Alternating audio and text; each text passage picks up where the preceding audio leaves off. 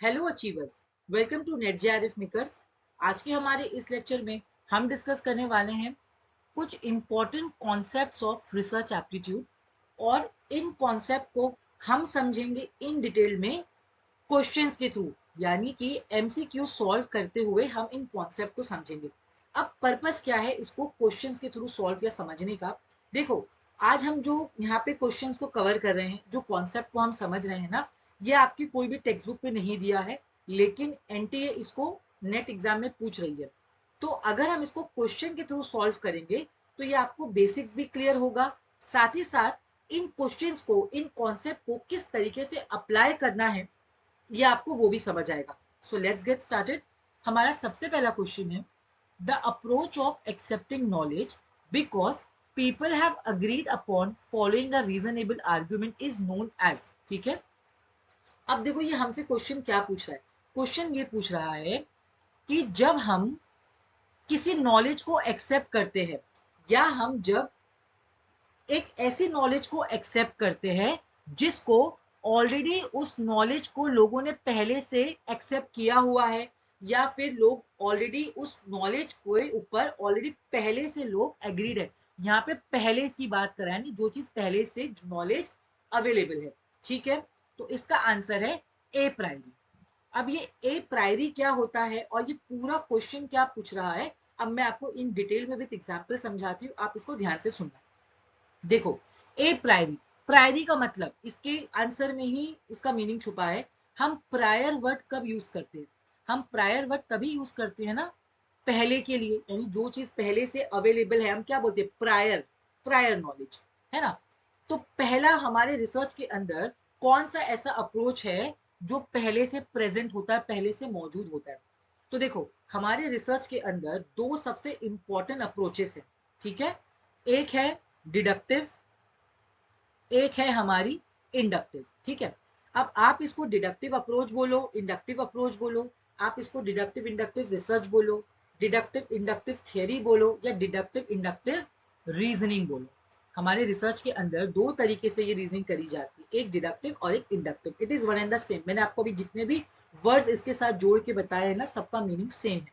ठीक है, तो जो हमारी डिडक्टिव रीजनिंग या जो हमारा डिडक्टिव अप्रोच होता है, उसमें क्या होता है? पहले से, जो मैं यहाँ पे बार बार वर्ड रिपीट कर रही हूँ, पहले से, यहाँ पे पहले से एक थियरी मौजूद होती है। करेक्ट, हम क्या करते हैं, उस थियरी को ही हम क्या करते हैं? टेस्ट या वेरीफाई करते हैं। एक ऑलरेडी जो प्रेजेंट या पहले से मौजूद थियरी होती है, हम उसी को उठाते हैं, उसी के ऊपर हम क्या करते हैं? हम डेटा कलेक्ट करते हैं, एनालाइज करते हैं, यानी हम क्या करते हैं? उसी थियरी को हम टेस्ट या वेरीफाई करके ये देखते हैं कि कंफर्म करना चाहते हैं। करेक्ट, हम यही करते हैं ना डिडक्टिव रीजनिंग, डिडक्टिव अप्रोच के अंदर। ठीक है, तो हमारी जो ए प्रायरी अप्रोच है, ये हमारी डिडक्टिव अप्रोच है, ये याद रखना। ए प्रायरी अप्रोच यूज किया जाए या डिडक्टिव अप्रोच यूज किया जाए, it is one and the same, confuse नहीं होना। ए प्रायरी यानी कि डिडक्टिव अप्रोच या डिडक्टिव रीजनिंग की बात कर रहे हैं हम। इसमें क्या करते हैं? हम इसके अंदर जर्नल से स्पेसिफिक की ओर जाते हैं, यानी कि एक थियरी ऑलरेडी जो प्रेजेंट है ना, जो ऑलरेडी मौजूद है मतलब ऑलरेडी पीपल, लोगों ने उसको एक्सेप्ट किया हुआ है, लोग उसके ऊपर एग्रीड है। ठीक है, फिर हम जर्नल से स्पेसिफिक की ओर उसमें जाते हैं। आई होप यहाँ तक क्लियर है। उसी का अपोजिट क्या होता है? इंडक्टिव रीजनिंग या इंडक्टिव अप्रोच। इसमें क्या होता है? हम यहाँ पे स्पेसिफिक से जर्नल की ओर जाते हैं, यानी कि यहाँ पे कुछ भी पहले से मौजूद नहीं होता है। यहाँ पे पहले से कुछ भी मौजूद नहीं होता है। हमको जो भी रिसर्च करना है, हम उसको एकदम ग्राउंड लेवल पे, एकदम ग्राउंड लेवल से हम उस रिसर्च को कंडक्ट करते हैं। जीरो लेवल से वी स्टार्ट, जहाँ पे एकदम हम शुरुआत से हमको उसके बारे में कोई नॉलेज या आइडिया नहीं होती है। हम जैसे जैसे रियल एक्सपीरियंस करते जाते हैं, ऑब्जर्वेशन करते जाते हैं, उसके पैटर्न को हम जो है ना ऑब्जर्व करते हैं, उसके बाद हम क्या करते हैं? हम यहाँ पे करते हैं हमारी थियोरी को develop. That is inductive approach, है ना। मैंने ऑलरेडी इन डिटेल में आपको डिडक्टिव एंड इंडक्टिव अप्रोचेस या रिसर्च को पढ़ाया है, आप चैनल पे उस लेक्चर को देख सकते हो। तो इंडक्टिव क्या होता है? ये होता है हमारा पोस्ट एरायरी अप्रोच। ठीक है, पोस्ट एरायरी अप्रोच। जैसे कि हमारा डिडक्टिव होता है ए प्रायरी, और हमारा इंडक्टिव क्या होता है? पोस्ट एरायरी, यानी पोस्ट, यहाँ पे बाद में। पहले आप पूरा इन डेप्थ समझते हो, ग्राउंड लेवल से चीजों को समझते हो, पैटर्न को ऑब्जर्व करते हो, रियल एक्सपीरियंस इंपेरियल आप एक्सपीरियंसेस करते हो, उसके बाद आप क्या करते हो, पोस्ट थियरी, उसको पूरा रियल एक्सपीरियंसेस लेने के बाद आप यहाँ पे थियरी को डेवलप करते हैं, यानी कि बाद में। सो आई होप आपको यहाँ तक क्लियर हो गया है। ए प्रायरी आएगा यानी कि डिडक्टिव की बात कर रहा है, पोस्ट एरायरी आएगा यानी कि वो इंडक्टिव की बात कर रहा है। हमारा आज का नेक्स्ट क्वेश्चन है, symbolic interactionism is a what. देखो हमसे पूछ रहा है कि रिसर्च के अंदर सिंबॉलिक इंटरेक्शनिज्म किसको कहा गया है, या हम सिंबॉलिक इंटरेक्शनिज्म किसे कहते हैं। तो देखो सिंबॉलिक इंटरेक्शनिज्म, ये दो वर्ड इसके अंदर आते हैं। एक आता है सिंबॉलिक यानी कि ये बात करता है सिंबल की, ओके, और दूसरा वर्ड आता है इंटरेक्शनिज्म यानी कि ये बात करता है इंटरेक्शन की, ओके।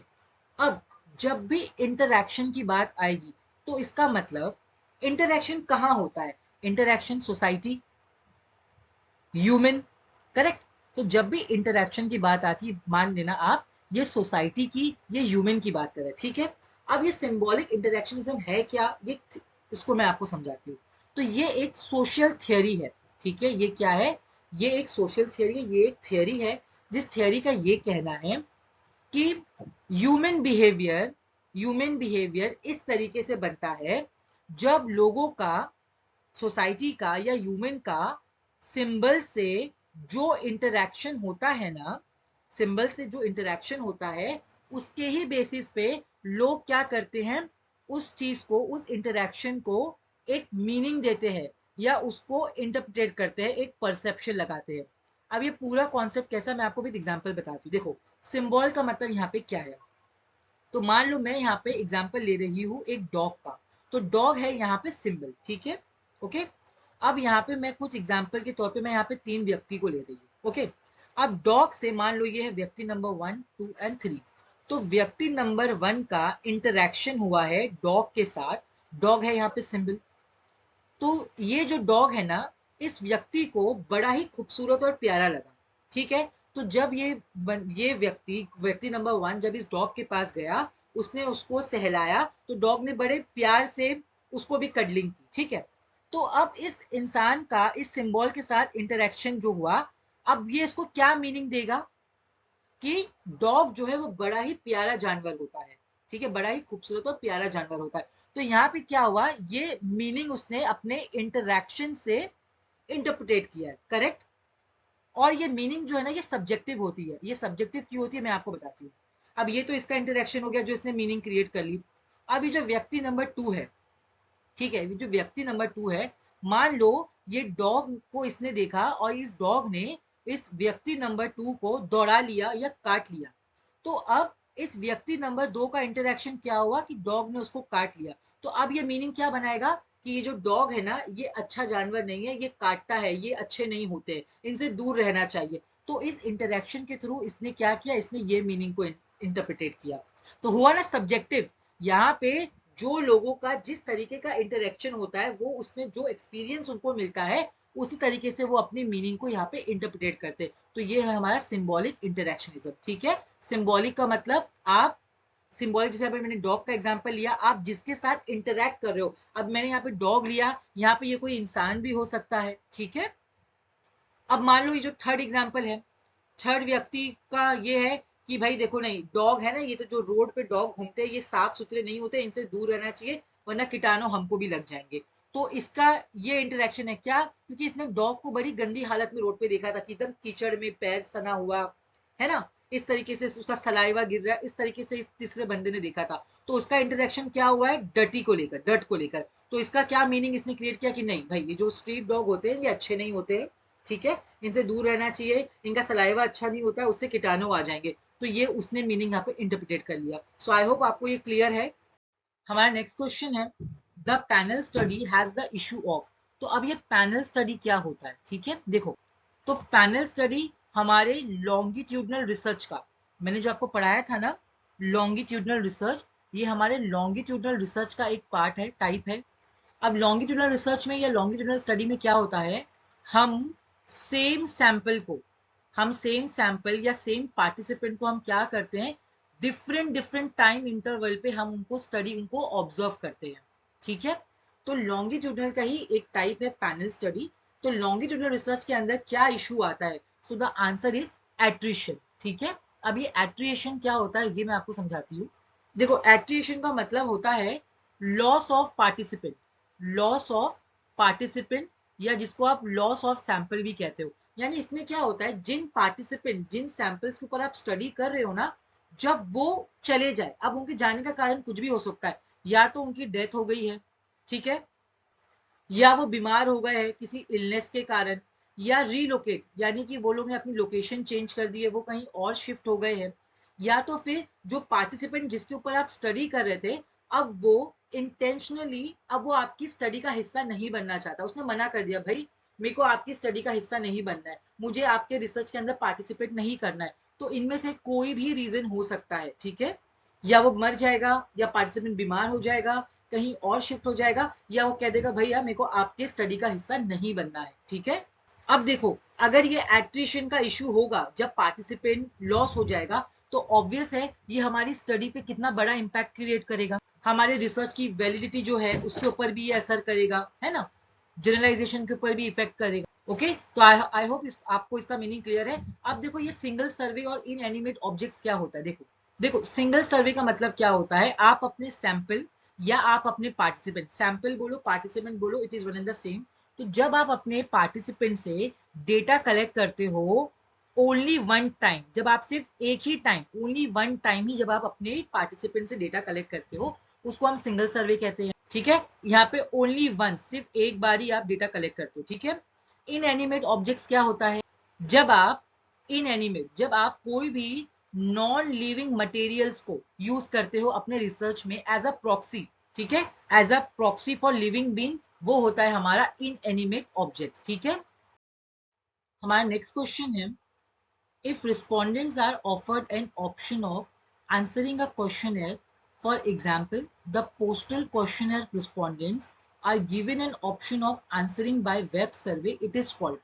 तो क्वेश्चन क्या बोल रहा है, जब हम सर्वे में जो हम क्वेश्चनर देते हैं, ठीक है, अगर पार्टिसिपेंट जिनसे हम पोस्टल क्वेश्चनर हम जिनसे कर रहे हैं, अगर आप उनको ये विकल्प दे दें कि आप पोस्टल जो क्वेश्चन है इसके अलावा आप हमको वेब सर्वे के थ्रू भी अपने रिस्पॉन्स दे सकते हो, तो हम इस सर्वे को क्या कहते हैं। ठीक है, अब पोस्टल क्वेश्चनर क्या होता है, जिसको हम पोस्टल सर्वे भी कहते हैं, जहां पे रिस्पोंडेंट को, आपको जिससे भी डेटा कलेक्ट करना है अपने पार्टिसिपेंट को, आप क्या करते हो, पोस्ट के माध्यम से आप उनको क्वेश्चन भेजते हो, और फिर वो उसका जवाब देके आपको पोस्ट के थ्रू ही वो लोग रिटर्न करते हैं। ठीक है, अब जब इन रिस्पोंडेंट को ये विकल्प मिल जाए कि भाई आप पोस्ट से भी कर सकते हो, या आप अपने जवाब हमको वेब सर्वे यानी कि वेब के थ्रू ऑनलाइन भी दे सकते हो, तो हम इसको कहते हैं मिक्स मोड सर्वे। ठीक है, मिक्स मोड सर्वे क्या होता है, जहां पर आप पोस्ट के साथ साथ, अगर आपको पोस्ट से भी करना है तो आप हमको ऑनलाइन, वेब यानी ऑनलाइन सर्वे के थ्रू भी आप हमको अपना रिप्लाई रिस्पॉन्स दे सकते हो। ठीक है, अब हम यहाँ पे कुछ इसके ये जो तीन सर्वे हैं इनके मीनिंग्स देखते हैं। देखो, ऑप्शनल सर्वे का मतलब क्या होता है, ऑप्शनल सर्वे का मतलब होता है पार्टिसिपेंट को ऑप्शंस या विकल्प दिए जाते हैं, आपको रिस्पांस देना है तो दो, नहीं देना है तो मत दो, यानी आपको पार्टिसिपेट करना है तो करो, नहीं करना है तो मत करो, that is optional survey, answer दो या आंसर मत दो। ठीक है, मल्टीपल सर्वे क्या होता है, मल्टीपल सर्वे का मतलब होता है जब आप सेम सैंपल से डिफरेंट डिफरेंट टाइम पे, यानी मल्टीपल टाइम्स पे जब आप उनसे डेटा कलेक्ट करते हो, सेम सैंपल से जब आप डिफरेंट डिफरेंट टाइम्स पे, मल्टीपल टाइम्स पे डेटा कलेक्ट करते हो, उसको हम कहते हैं मल्टीपल सर्वे। सेलेक्टिव सर्वे क्या होता है, देखो सेलेक्टिव के नाम से पता चल रहा है, सेलेक्ट, यहाँ पे आप एक स्पेसिफिक टारगेट, स्पेसिफिक कैटेगरी आप पहले से फिक्स कर लो, जैसे मैंने ये फिक्स कर लिया कि मुझे जो है ना सिर्फ फीमेल्स का ही सर्वे लेना है, ये मैंने पहले से ही सेलेक्ट कर लिया, तो मैं यहाँ पे सिर्फ फीमेल पार्टिसिपेंट से ही डेटा कलेक्ट करूंगी। मैंने ये ले लेना है, मुझे सिर्फ 18 साल के ही बच्चों का सेलेक्ट कर डेटा उनसे कलेक्ट करना है, तो यहाँ क्या किया मैंने, स्पेसिफिक सेलेक्टिव सर्वे, यानी ऑलरेडी एक टारगेट मैंने फिक्स कर दिया है। आई होप यहाँ तक क्लियर है। हमारा नेक्स्ट क्वेश्चन है, which of the following are categories of participant in research, यानी कि हमको गिवन ऑप्शंस में से ये बताना है कि ये हमारे जो पार्टिसिपेंट की कैटेगरीज के बारे में पूछ रहा है। अब देखो, हम हमारे रिसर्च के अंदर पार्टिसिपेंट्स को सेलेक्ट क्यों करते हैं, उनसे डेटा कलेक्ट करने के लिए, है ना, और हम उनसे डेटा इसलिए कलेक्ट कर रहे हैं क्योंकि हमारी जो स्टडी का जो आउटकम है उसको फाइंड आउट करने के लिए, यानी जो हमने ऑब्जेक्टिव फिक्स किया है, ऑब्जेक्टिव सेट किया है, क्या हमको डेटा से वही फाइंडिंग्स मिल रही है, करेक्ट। तो इसीलिए इट इज वेरी इंपॉर्टेंट कि हम ऐसे पार्टिसिपेंट को सेलेक्ट करें जो हमारी स्टडी का आउटकम हमको उनसे मिल सके, है ना। तो इसीलिए रिसर्च के अंदर पार्टिसिपेंट की कुछ कैटेगरीज को डिस्क्राइब किया गया है जो बेस्ड होती है पार्टिसिपेंट के एटीट्यूड्स के ऊपर, उनके बिहेवियर के ऊपर, उनके कैरेक्टरिस्टिक्स के ऊपर, क्योंकि ये बहुत इंपॉर्टेंट रोल प्ले करती है हमारी स्टडी के आउटकम में, ठीक है। तो क्या है वो कैटेगरीज, देखो एक आती है कैटेगरीज गुड पार्टिसिपेंट की, नेगेटिव पार्टिसिपेंट्स की भी कैटेगरी है, faithful participant and apprehensive participant, ठीक है। तो answer is A B C and D. अब इनका मीनिंग क्या है मैं वो आपको समझाती हूँ। देखो गुड पार्टिसिपेंट, नाम से ही पता चल रहा है गुड किसको हम कहते हैं। तो गुड पार्टिसिपेंट वो पार्टिसिपेंट होते हैं जो रिसर्चर के साथ कोऑपरेट करते हैं उसकी स्टडी में, ठीक है। यानी कि जो लोग विलिंगली स्टडी में पार्टिसिपेट कर रहे हैं वो लोग रिसर्चर्स के साथ कोऑपरेट कर रहे हैं। रिसर्चर जो भी प्रोटोकॉल्स बता रहा है, जो भी चीजें बता रहा है, वो लोग उसके साथ क्या कर रहे हैं, रिसर्चर का साथ दे रहे हैं, ठीक है। फिर आते हैं हमारे सेकेंड कैटेगरी जो है नेगेटिव पार्टिसिपेंट। नाम से ही पता चल रहा है कि ये लोग बड़े ही मतलब कुछ ना कुछ खतरनाक किस्म के होते होंगे जो स्टडी को इम्पैक्ट करते हैं। ये लोग क्या होते हैं, नॉन कोऑपरेटिव, ठीक है। ये लोग रिसर्चर के साथ कोऑपरेट नहीं करते हैं स्टडी के अंदर, इनके वजह से बहुत ज्यादा डिस्टर्बेंस होता है, ठीक है। ये लोग नेगेटिव लोग होते हैं जो स्टडी के ऊपर इम्पैक्ट क्रिएट करते हैं, रिसर्चर की बात मान के नहीं चलते, कोऑपरेट नहीं करते। Third one is faithful. Faithful यानी भरोसेमंद। ये भरोसेमंद पार्टिसिपेंट होते हैं जिनके ऊपर रिसर्चर आंख बंद करके भरोसा कर सकता है। ये लोग कमिटेड होते हैं कि रिसर्चर को पता होता है कि भाई ये लोग कहीं भागने वाले हैं नहीं मेरी पूरी स्टडी तक, ये लोग मेरा साथ देंगे। हाँ, ये लोग कमिटेड होते हैं, भरोसेमंद होते हैं और इनसे सही और सतर्क डेटा रिसर्चर को मिलता है, ठीक है। Last one is apprehensive participant. अब ये मालूम कौन होते हैं, ये लोग थोड़े से ना कंसर्न, जिनको आप कह सकते हो, ये लोग थोड़े से कंसर्न होते हैं। क्यों, ये लोग घबराए हुए पार्टिसिपेंट होते हैं, इनको थोड़े एंग्शियस भी आप जिसको कह सकते हो। इनको क्या लगता है, अरे ये जो स्टडी हो रही है ये स्टडी क्यों कर रहे हैं, ये हमारे ऊपर क्यों स्टडी कर रहे हैं, कहीं से कोई नुकसान तो नहीं होगा, कहीं रिसर्चर, मतलब उनके अंदर ना दिल दिमाग में बहुत सारे सवाल जवाब की ना ऐसे मतलब खलबली चलती होती है, स्टॉर्म्स चलते होते हैं। इसलिए रिसर्चर को ऐसे टाइप ऑफ पार्टिसिपेंट को बहुत ज्यादा एक्स्ट्रा सपोर्ट देने की जरूरत है ताकि वो उनका भरोसा जीत सके, ठीक है। तो ये थोड़े ना डरे हुए से पार्टिसिपेंट होते हैं, कंसर्न टाइप, ओके। अब जो ट्रेडिशनल पार्टिसिपेंट्स क्या होते हैं, देखो ट्रेडिशनल पार्टिसिपेंट्स वो पार्टिसिपेंट्स होते हैं जिनको हम लोग पार्टिसिपेंट की कैटेगरी के अंदर ना कंसिडर नहीं करते हैं। अब इसका कारण क्या है, ये लोग ऐसे पार्टिसिपेंट होते हैं जिनके दिल दिमाग के अंदर पहले से ही ना कोई एक बिलीफ सिस्टम एक ऑलरेडी पहले से फिक्स होता है। तो ये लोग ना उसको तोड़ के आगे कभी निकल नहीं पाएंगे, तो इससे हमको क्या ही खाक अच्छा डेटा मिलेगा, नहीं ना। जैसे मान लो अगर जो टीचर्स, जो लोग ऑफलाइन टीचिंग को ही बेस्ट कंसिडर करते हैं और ऑनलाइन को जो लोग बिल्कुल जो टीचर्स पसंद नहीं करती है, अगर मैं उनसे ऑनलाइन टीचिंग का डेटा अगर कंडक्ट करूंगी तो मुझे हमेशा उनसे क्या मिलेगा, बायस्ड रिस्पॉन्स मिलेगा। क्योंकि वो लोग तो भैया ऑफलाइन को ही अच्छा बोलेंगे क्योंकि वो लोग ट्रेडिशनली कंडीशन है इस चीज को लेकर, है ना। आई होप आपको यहाँ तक क्लियर हो गया होगा। आज का हमारा लास्ट क्वेश्चन है, हमको दो स्टेटमेंट दिए हैं, हमको करेक्ट स्टेटमेंट बताना है। तो पहला स्टेटमेंट क्या कहता है, the qualitative data analysis is govern by the codified prescriptions of quantitative data analysis, ठीक है। तो यहाँ पे क्या बात कर रहा है, ये क्वेश्चन बात कर रहा है डेटा को एनालाइज करने के बारे में, डेटा एनालिसिस के बारे में। कि देखो जब हम डेटा को कलेक्ट करते हैं तो हम उनको एनालाइज करते हैं ना, तभी तो इंटरप्रिटेट कर पाएंगे। तो क्वेश्चन क्या बोल रहा है, जो हम क्वालिटेटिव डेटा जब हम सेलेक्ट कलेक्ट करते हैं, अब क्वालिटेटिव डेटा क्या होता है, नॉन न्यूमेरिकल, यानी कि which can not be presented in numbers, है ना। तो जब हम क्वालिटेटिव डेटा को, नॉन न्यूमेरिकल डेटा को हम एनालाइज करते हैं, तो क्या हम उसके लिए क्वांटिटेटिव डेटा को एनालाइज करने के लिए जो चीजें यूज करते हैं उसी सेम एनालाइज मेथड यूज करते हैं क्या, नहीं ना। द आंसर इज फॉल्स, क्योंकि क्वालिटेटिव डेटा एनालिसिस का जो अप्रोचेस है वो अलग होता है, क्योंकि ये नॉन न्यूमेरिकल डेटा होता है, इनको अप्रोच एनालाइज करने का अलग है। क्वांटिटेटिव डेटा क्या होता है, नंबर्स के फॉर्म में डेटा होते हैं, इनको एनालाइज करने का अप्रोच अलग है। तो इसलिए आंसर इज फॉल्स, क्योंकि आप क्वांटिटेटिव डेटा की जो एनालिसिस की जो अप्रोचेस है आप उसको क्वालिटेटिव के ऊपर यूज नहीं कर सकते हो, और क्वालिटेटिव के अप्रोच को आप क्वांटिटेटिव के ऊपर यूज नहीं कर सकते हो। आई होप क्लियर है।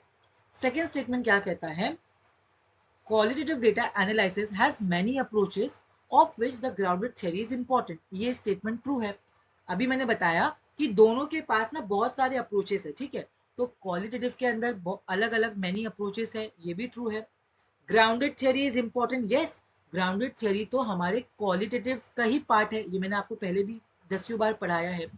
ग्राउंडेड थियरी क्या होता है, जहां पे आपको कोई भी नॉलेज या आइडिया नहीं होती है, एकदम ग्राउंड लेवल से, एकदम जीरो लेवल से आप क्या करते हो, नॉलेज की खोज करते हो इन डेप्थ जाके, ठीक है। तो ये क्या होता है, ये अनस्ट्रक्चर्ड होता है, क्योंकि क्वालिटेटिव का मतलब ही है ना अनस्ट्रक्चर्ड, जहाँ पे कुछ भी प्लान नहीं होता है, आप गहराई से एकदम नीचे से ग्राउंड लेवल से आप खोज करते हो, चीजों को ऑब्जर्व करते हो, पैटर्न को ऑब्जर्व करते हो, then you develop a theory, ठीक है। तो हमारा करेक्ट आंसर क्या है, one is false and the second one is true. I hope आपको आज का लेक्चर बहुत अच्छे से समझ आया होगा। अगर आपको लेक्चर पसंद आया हो, इसे लाइक करें, हमारे चैनल को सब्सक्राइब करें। Thank you for watching.